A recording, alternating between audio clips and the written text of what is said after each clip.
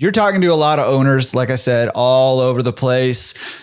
The ones who are navigating all of these changes over the last year and a half or so, who are navigating a couple of years going back to, COVID even, who are navigating all of these things well, what are they doing differently, or what are they doing well to help them navigate? I think the one thing they all have in common is a positive outlook. They don't look at the fact that it's costing them more to borrow money or buy equipment. They're looking at it as that this is my business. This is one of the issues that you have when you own a business. But the bottom line is it's still a good business. I still have customers coming in every day. I still have that repetitive business. I've been able to expand my business through wash and fold or pick up and deliver. One of the things, we haven't really talked about it, but one of the things that happened during the pandemic was wash and fold and pick up and delivery skyrocketed. And it hasn't really dropped off that much for the owners that really embraced it and are using it.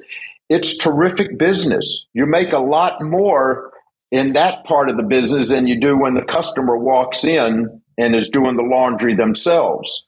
So I think that the owners are generally, even though we're in some tough times, I think they're generally optimistic about this because, again, this is a blip.